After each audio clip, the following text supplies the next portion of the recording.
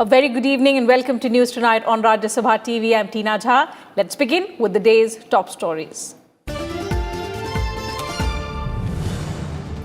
Ayushman Bharat is a revolutionary step towards building a new India, asserts Prime Minister Narendra Modi. On the first anniversary of the health scheme, Prime Minister launches Ayushman Bharat mobile application and the Ayushman Bharat Startup Grand Challenge.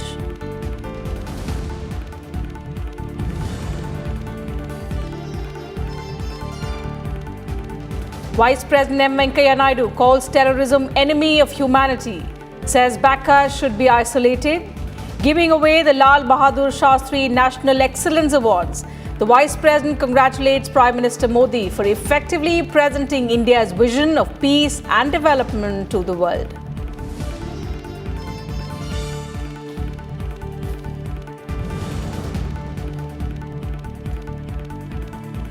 National Register of Citizens will be implemented, asserts Home Minister Amit Shah at an event in Kolkata. Underscores that Hindu, Sikh, Jain and Buddhist refugees will be first accorded Indian citizenship with passage of the Citizenship Amendment Bill.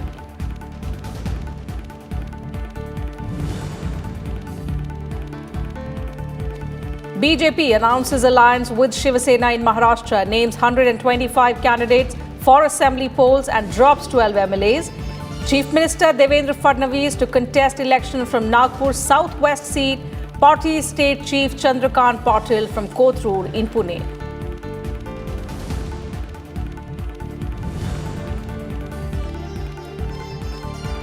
And flood-like situation continues in many areas of Bihar and Uttar Pradesh.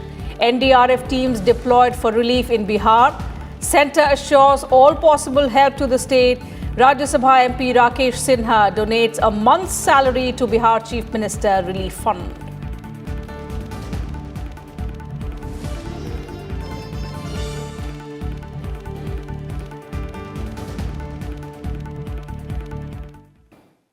Prime Minister Narendra Modi on Tuesday described Ayushman Bharat scheme as one of the revolutionary steps of New India and asserted that no person in the country should be deprived of modern health services.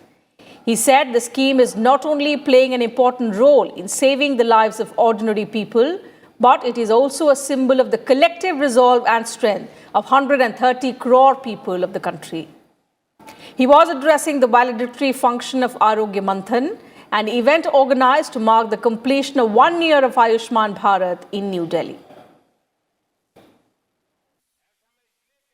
Ayushman Bharat new India के क्रांतिकारी कदमों में से एक है। सिर्फ इसलिए नहीं क्योंकि ये देश के सामान्य मानवी के गरीब के जीवन को बचाने में अहम भूमिका निभा रहा है, बल्कि इसलिए भी क्योंकि ये भारत के रूप में 130 करोड़ लोगों के सामूहिक संकल्प और सामर्थ्य का भी प्रतीक है। आयुष्मान भारत ने सिद्ध कर दिया कि जब भारत की सामूहिक ताकत अगर कहीं पर भी लग जाती है तो उसका लाभ और शक्ति बहुत व्यापक हो जाती है, विराट हो जाती है। आयुष्मान भारत देश के किसी भी हिस्से के मरीज को देश के किसी भी कोने में लाभ सुनिश्चित करती है। घर के पास ही बेहतरीन स्वास्थ्य सुविधाएं मिले, इसके लिए हर राज्य प्रयास कर रहे हैं। ये भी सच है कि देश के उन हिस्सों में जहां स्वास्थ्य सुविधाएं बेहतर हैं, वहां दबाव जरा अधिक है, लेकिन ये हर भारतीय का दायित्व है कि देश का कोई भी नागरिक आधुनिक स्वास्थ्य सेवाओं से वंचित नहीं रहना चाहिए। On the occasion, the Prime Minister launched a new mobile application of Ayushman Bharat, Pradhan Mantri Jan Arogya Yojana and Ayushman Bharat Startup Grand Challenge.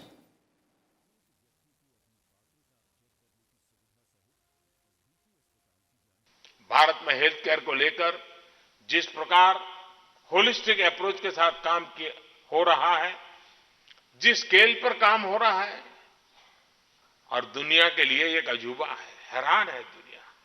भाइयों और बहनों, संयुक्त राष्ट्र में मौजूद दुनिया भर के प्रतिनिधियों को मैंने बताया कि कैसे हम स्वस्थ भारत को 4 मजबूत स्तंभों पर खड़ा कर रहे हैं।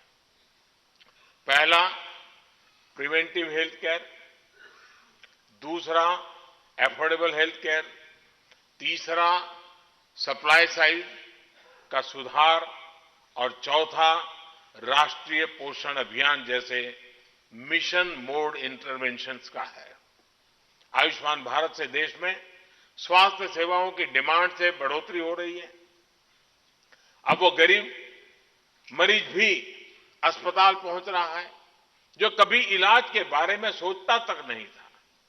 प्राइवेट अस्पतालों में इलाज की तो वो कल्पना तक नहीं कर सकता था। आज पीएम जय की सेवा देने वाले 18,000 से अधिक अस्पतालों में से करीब 10,000 यानी ऐसे आधे से अधिक अस्पताल प्राइवेट सेक्टर में है। Earlier, the Prime Minister also interacted with select beneficiaries of the scheme. He also visited an exhibition showcasing the journey of the scheme over the past 1 year.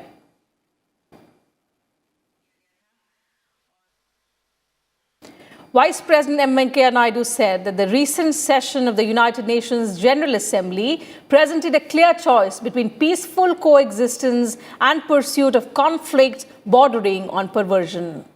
The Vice President lauded Prime Minister Modi for taking a firm yet dignified stand against these highly condemnable acts of our neighbour.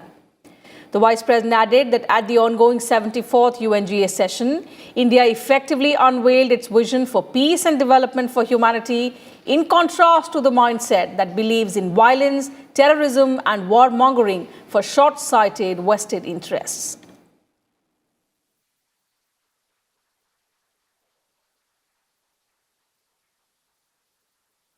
Terrorism is the enemy of mankind. I must compliment our Prime Minister, Sri Narendra Bhai Modi, for taking a firm yet dignified stand against these highly condemnable acts of our neighbor.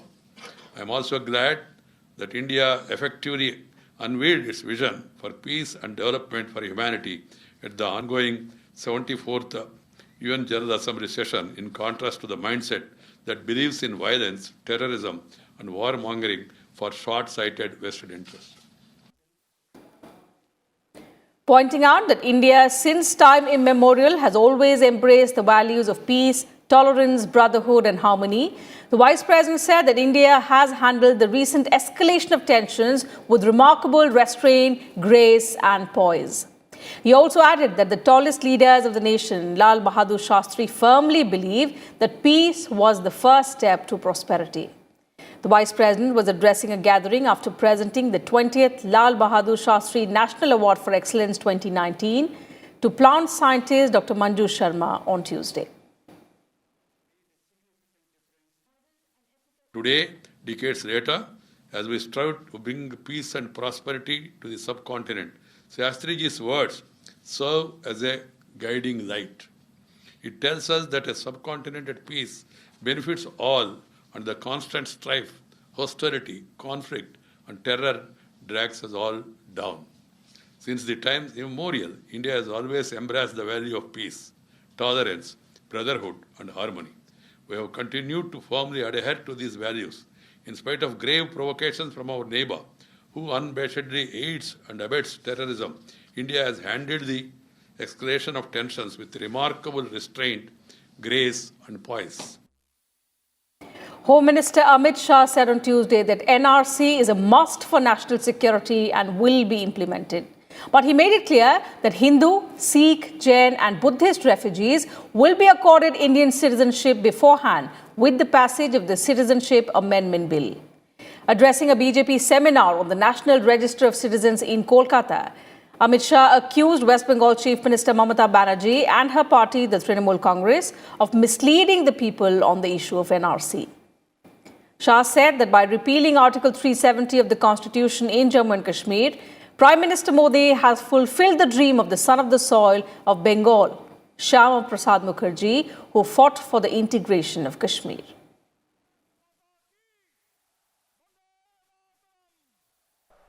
Bharatiya Janata party की सरकार NRC के पहले citizenship amendment bill लेकर आनी है, CA भी लेकर आनी है। ये सीए क्या है?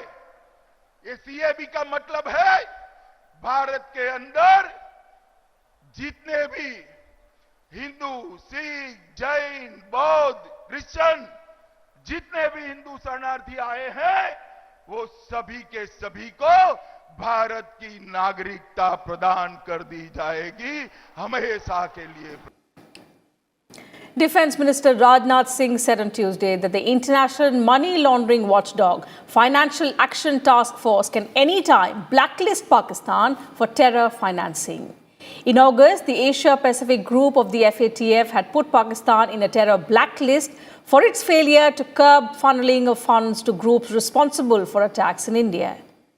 The Defence Minister observed that national security has become a multi-dimensional concept. Economic strength, food and energy security, and environmental protection are its key aspects. He further added that India's neighbour is a living example of financial mismanagement.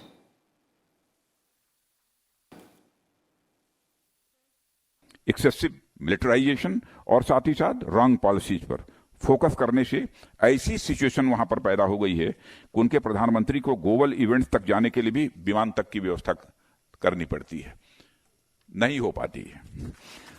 और international agency FATF उन्हें terror financing के लिए कभी भी blacklist कर सकती है। The death toll due to rain-related incidents has climbed to 56 in Bihar. Maximum casualties have been reported from Bhagalpur, Gaya and Kaimur districts of the state. Over 16 lakh people are reeling under the impact of floods in 16 districts, including Katihar, Begusarai, Khagadia and Bhagalpur. The worst situation, though, is in capital city Patna, where over 3 lakh people have been affected due to massive waterlogging in low-lying areas of the city. Relief and rescue operations are in full swing. 2 helicopters are dropping food and essential commodities among affected people. Drinking water and medicines are also being provided.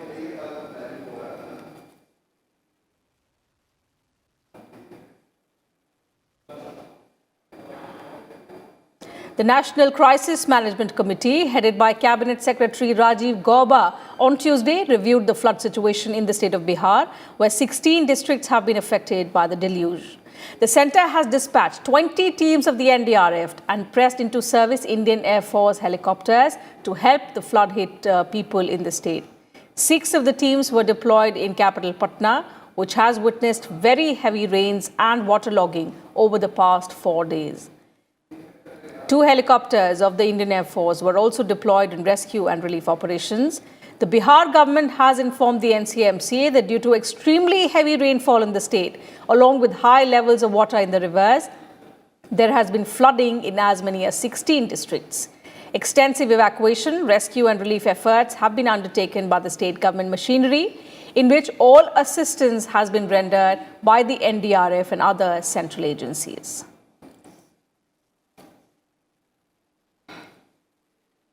The Supreme Court on Tuesday recalled its direction in the 20th March 2018 verdict, which had virtually diluted provisions of arrest under the SCST Act. In its 2018 verdict, the Supreme Court set in place guidelines to prevent misuse of the SCST Act, by which automatic arrest on complaint filed under the Act was stopped. The central government had moved the Supreme Court seeking review of the 2018 order. The Supreme Court recalled directions which mandated prior sanction for arrest of public servants and private people. It also did away with requirement of preliminary inquiry before registering an FIR. The top court observed that the struggle of the SCST people for equality is still not over in the country.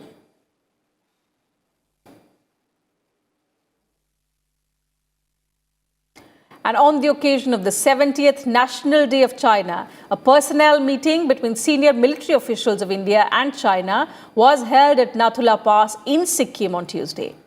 An Indian Army official said the meet was held with a lot of warmth. The meeting took place a few days before the 3-day visit of Chinese President Xi Jinping to India. Apart from Nathula Pass, India and China also reportedly held border personnel meetings at 4 other places, including one in Arunachal Pradesh and in Ladakh.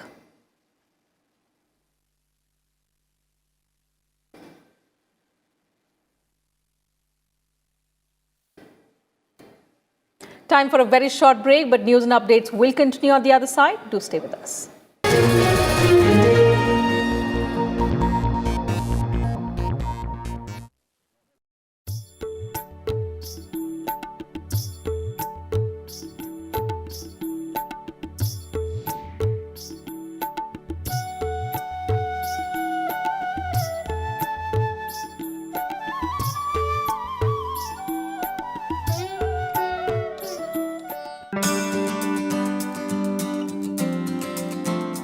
What are some key legislations introduced in Rajya Sabha?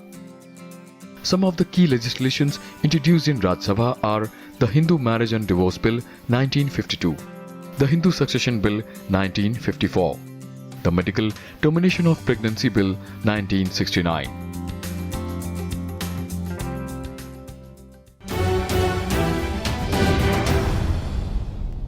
पानी एक ऐसी समस्या है जो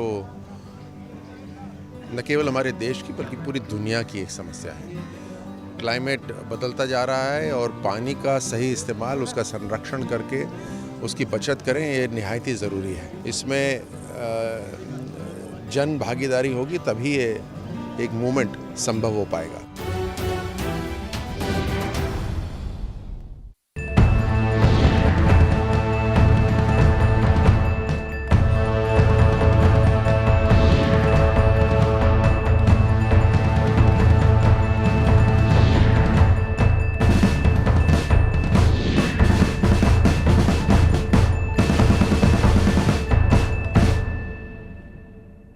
Let's now get you all the election-related news and updates from the poll-bound states of Maharashtra and Haryana in our special segment Battleground. First, all the updates from Maharashtra.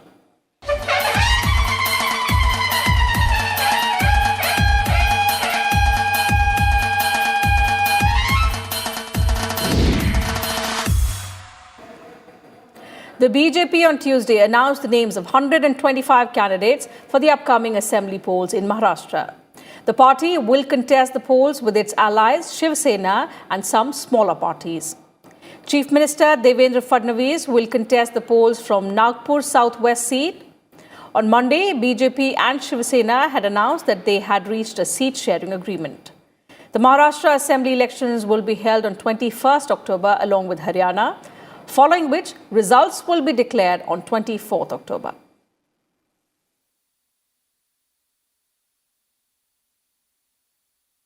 Bharatiya Janata party, Shiv Sena और उसके साथ चार सहयोगी आरएसपी, आरपीआई, शिव संग्राम, रैयत क्रांति party सब मिलकर के चुनाव लड़ेंगे और इस गठबंधन की 3/4 मेजॉरिटी के साथ, 3/4 बहुमत के साथ पुनः सरकार बनना तय है।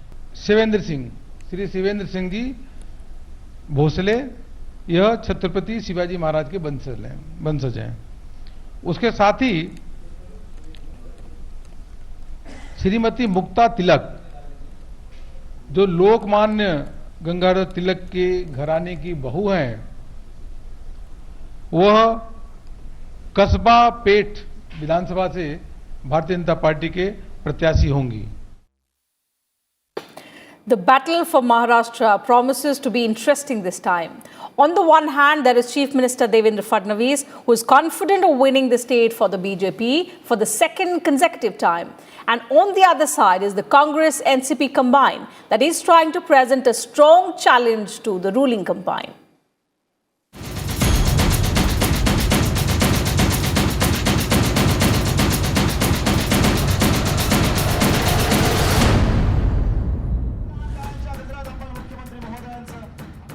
Devendra Fadnavis is once again the BJP's chief ministerial face in Maharashtra. With the completion of his 5-year term, the leader has cemented his place as the party's face in the state. During his tenure, Fadnavis focused on schemes that not only benefited people but also increased his popularity. Fadnavis has played an important role in maintaining synergy with the BJP ally Shiv Sena for the past 5 years. Whether it was farmers' issues or water scarcity, every time questions arose, Fadnavis gave a befitting reply to not only his opponents but also got allies on board. This time around, Shiv Sena has also taken a big decision to field Chief Uddhav Thackeray's son Aditya Thackeray. That's a first for the party when a member of the Thackeray family is contesting polls.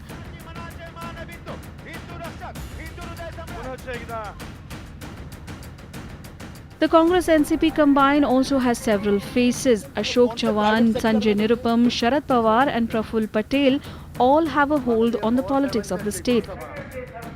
However, being out of power has pushed them to the margins for now. Navvikram Singh's report for Rajya Sabha TV. Let's now take a look at some of the news and updates from the election battleground in Haryana.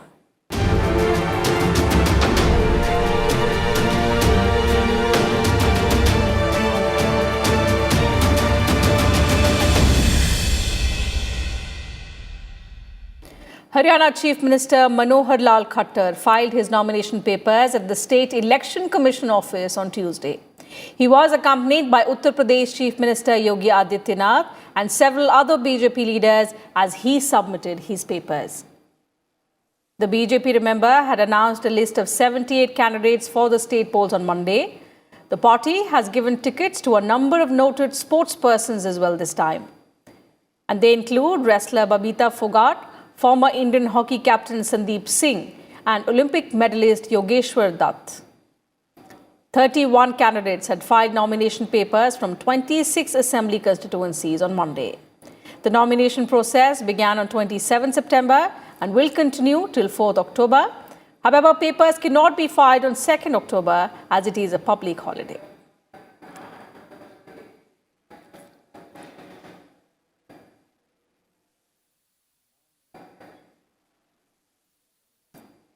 In Haryana, the BJP and the Congress are in a direct contest.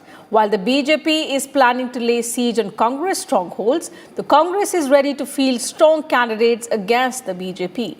Apart from this, other opposition parties are also working hard towards carrying forward their legacies.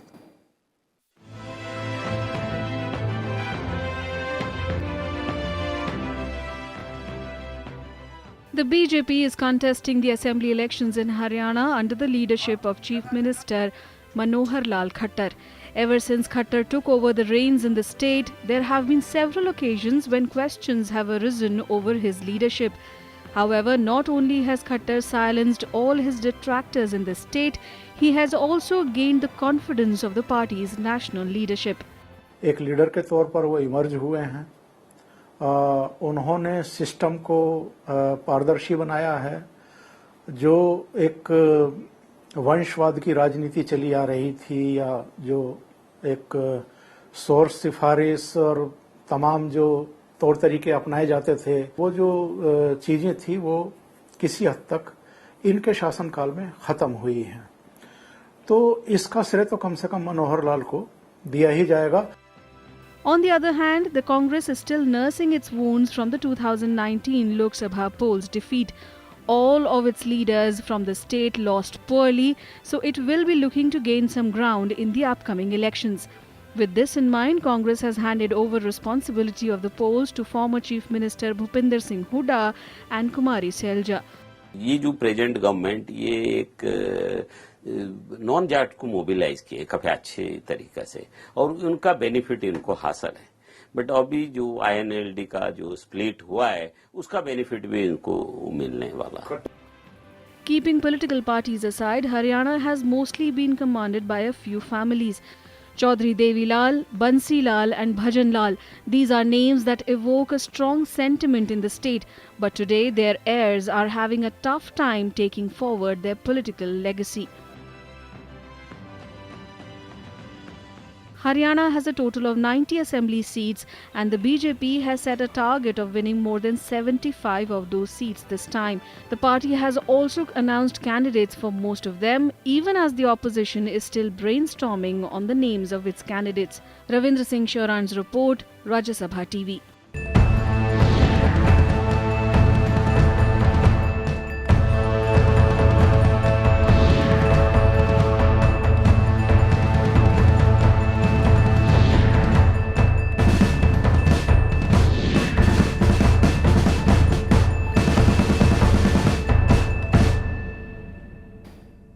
And that's it from us in this bulletin. Thank you very much for your time.